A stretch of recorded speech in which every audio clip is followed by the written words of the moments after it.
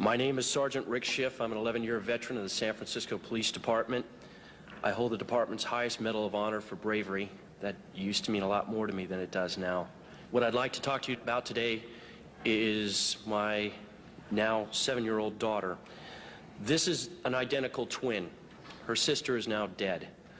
Her sister, when she was 4 years old, Kristen, developed a highly malignant brain tumor that had spread throughout her spine and her brain. The doctors told us that we had really two options: take her home, let her die, or bring her in for massive dosages of chemo and radiation simultaneously. In either event, she was going to die. They were quite certain of that, and very quickly. Believing her only chance to be the standard route, we gave her the chemo and radiation. It burned her skull so bad she had second-degree burns and her hair never came back. To change her diapers, we had to wear rubber gloves because her urine was so toxic and it burned her. At the end of 6 months, miraculously, she survived the standard treatment, although there was a high expectation she wouldn't. She still had cancer. We were told, sorry, we've done everything we can. Now she's going to die, probably within a couple of months. My wife and I, choosing not to accept that, started reading. The first book I picked up, the third chapter, discussed Dr. Brzezinski. As you may guess, I have some expertise in fraud. In fact, I'm quite certain there are enough attorneys in the room that I could be vordeered as an expert in fraud.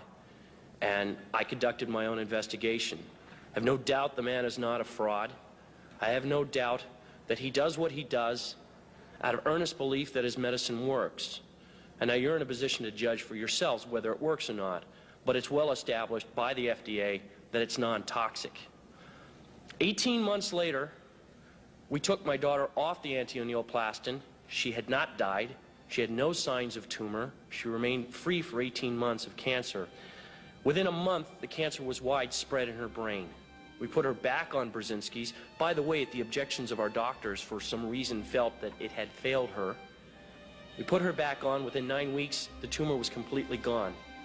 She died last July of neurological necrosis. Her brain fell apart from the radiation. The autopsy showed that she was completely cancer-free.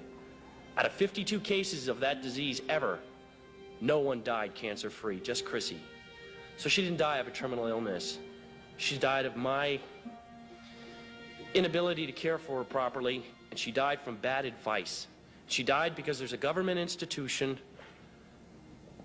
that disseminates false information and is not looking out for the welfare of the people. You know, ladies and gentlemen, I swore an oath 11 years ago, and I think most of us in this room swore at one time or another to uphold the Constitution. It says life right in the beginning.